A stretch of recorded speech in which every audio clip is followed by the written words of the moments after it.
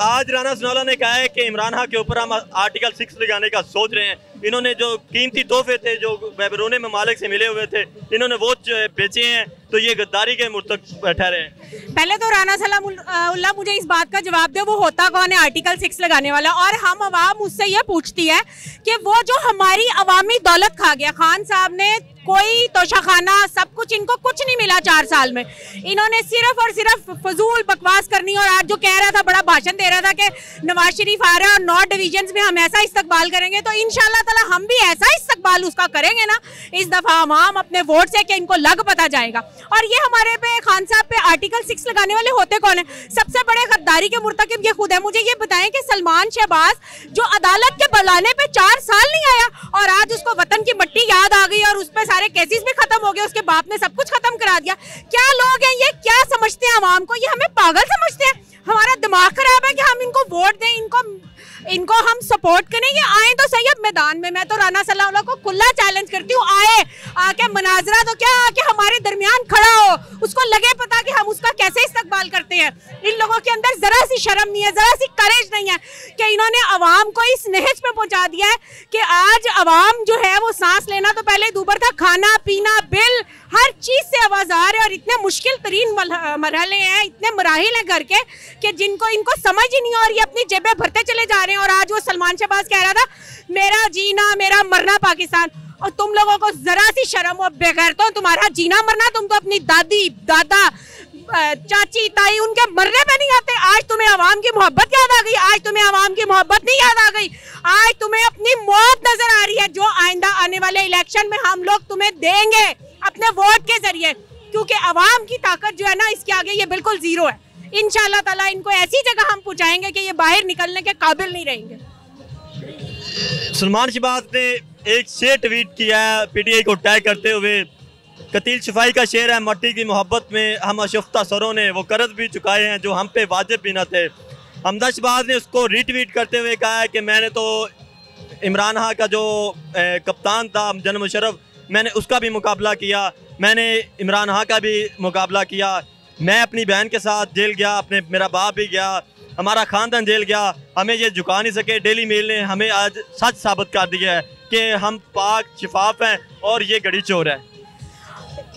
जो इसने ये शेयर किया है ट्वीट कतील शफाई साहब का कि वतन की मोहब्बत हमें खींच लाई और हम सरबकफ हो गए, सरबकफ तो अब हम इनको ऐसा करेंगे कि इनको लग पता जाएगा। इनको वतन की मोहब्बत नहीं खींच के लाई, इनको अब अपने आने वाले दिनों में जो अवाम अपनी वोट की ताकत से इनको जिस बिलों में ये मौजूद थे, ये जिस जगह मौजूद थे वहां हम इनको पहुंचाएंगे। इनका तो बाप का और इसके ताए का अपना एक बयान नहीं है। एक कहता है जी मैं गरीब किसान का बेटा हूं और एक कहता है जी मैं तो जद्दी पुश्ती अमीर हूं। ये वही है ना ग्वाल मंडी की गंदी पैदावार। अब हम अवाम ये कहने पे मजबूर हैं, हमारा दिल नहीं करता ये अल्फाज इस्तेमाल करने को, लेकिन हम मजबूर हैं। ये क्या है, इनका बैकग्राउंड क्या है? इन्होंने हम लोगों को, और वो मुंशी का बेटा इसहाक डार स्कूटर पे आया करता था लारी अड्डे में, वही मुंशी का बेटा है जो आज माहिर हिसाब किताब दान बना हुआ है और उसने हमारी मईशत को डबो दिया। वो डॉलर को ला रहा था बड़ा नीचे, अब तो डॉलर और प्याज और टमाटर एक जगह पे आ गए।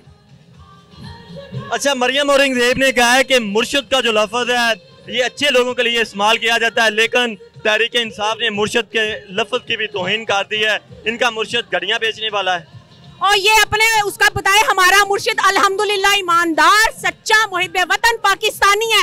ये अपना बताएं ये क्या है? ये नर्स लोगों का गन साफ करने वाली आज इनकी अरबों रुपए की जायदादों की मालिक बन बैठे हैं। कहाँ से इन्हें ये पैसा मिला है? नवाज शरीफ ने इसकी माँ को नवाजा। इसकी माँ क्या थी? गन साफ करने वाली नवाज शरीफ की माँ की। और अभी कल ये उस किसी प्रेस कॉन्फ्रेंस में जा रहे थे तो एक खातून इसको साथ चलते हुए कह रही थी, भागती जा रही थी शहबाज शरीफ मदारी के साथ, चोर के साथ, डाकू के साथ, गद्दार के साथ, कि मैडम आपके मेकअप की वजह से हम कॉन्फ्रेंस में टाइम पे नहीं पहुंच सके। ये इनकी औकात है। ये हमें बताएं कि ये क्या है। इनको हमें कुछ समझाने की बताने की जरूरत नहीं है। अवाम के सामने इन चोरों का, गद्दारों का, लुटेरों का, बेईमानों का चेहरा बिल्कुल वाजिया और साफ है। अच्छा, नवाज शरीफ वतन वापस आ रहा है, किस तरह इस्तेमाल करेंगे? क्या स्ट्रेटेजी अपनाई है? किस तरह काउंटर करना है उसको? उसको अपने जो 4-6 लाने वाले हैं ना, दुआ करें उसके वो घर वाले चले चमटे पहुंच जाए, हमें उसको लाने की और उसके इस्तकबाल की कोई ज़रूरत नहीं। इंशाल्लाह ताला जल्द इलेक्शन होंगे, इलेक्शन कराओ, मुल्क बचाओ के लिए निकले हम, खान के सिपाही हैं, हम साथ खड़े हैं और हम अपने वोट से इनको जवाब देंगे इंशाल्लाह ताला।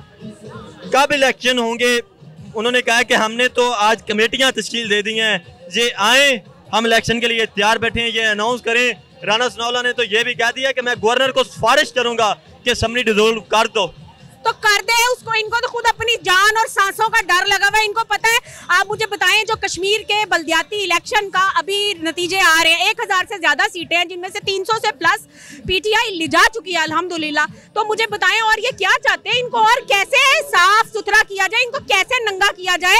अभी तो ये आए तो सही हम अवाम में, हम तो खुद मुंतजिर हैं। हर हल्का, हर यूसी, हर यूनियन काउंसिल, हर सतह पे हम इनका मुकाबला करेंगे अवाम, और इनको इनकाउंटर करेंगे और पूरा भरपूर तरीन अपने मुल्क का दिफा करेंगे। हमको ये नहीं कि खान के लिए, खान क्या है, खान यही कहता है ना कि आप साफ और शफाफ इलेक्शन कराएं। तो हमारा भी यही मुतालबा है कि आप साफ सुथरी सियासत करें, आप शफाफ इलेक्शन कराएं और आए आप अवाम में, फिर हम इनको बताते हैं कि आप क्या हैं। अगर इलेक्शन अनाउंस हो जाते हैं पंजाब असम्बली के, केपी के असम्बली के, नेशनल असम्बली नहीं डिसॉल्व की जाती, तो फिर क्या करेंगे? मुझे एक बात बताएं कि अगर पंजाब असम्बली और केपी के डिसॉल्व हो जाती है तो 66% तो इलेक्शन हो गया। तो क्या इनका दिमाग खराब है? ये पहले भी जो है वो उधर से जो इनकी मर्जियों के इस्तीफे होते हैं, वो अभी इनके पास इतना पैसा है, ये तो पहले रो रहे हैं कि हमारे पास खाने के लिए पैसा नहीं है, भीख मांगते फिर रहे हैं। तो क्या मेरा मुल्क इस चीज़ का मुर्तकिब है कि वो बार बार पे दर पे इलेक्शन पे पैसा लुटाता रहे?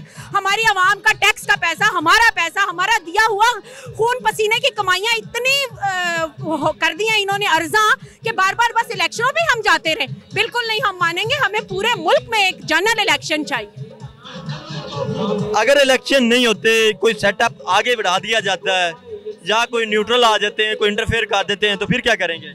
अब जितनी न्यूट्रल बाजवा की हो गई है ना रिजीम चेंज के चक्कर में, और अभी भी हो रही है, मैं तो बाजवा साहब को कहती हूँ, बाजवा साहब मेरा बहुत दिल करता है, मैं तो पहले भी आपके खिलाफ जब आप सीट पे थे तो बबांगे दोहल बोलती थी कि आप गलत हैं, आपने मुल्क के साथ, आपने हमारी फौज को बदनाम किया। पूरी फौज बाजवा नहीं थी, बाजवा फर्द वाहिद था जिसने हमें जलीलो ख्वार किया, जिसने हमें रुस्वा किया, जिसने अरशद शरीफ के साथ जो कुछ किया, जो सहाफियों के साथ कर रहा है, जो हमारी आवाम के साथ वो कर गया, उसका जवाब तो पता नहीं कब मिलेगा। और मुझे यकीन और उम्मीद है कि मेरा नया आने वाला जनरल आसिम साहब, अल्लाह ताला उनके खैर करे, सुने हाफिज़ कुरान भी हैं, सैयद बादशाह भी हैं, तो मुझे उनसे खैर की उम्मीद है और इंशाल्लाह ताला वो खैर ही करेंगे। यानी कि आप समझते हैं कि अब एम्पायर आपको सपोर्ट करेगा?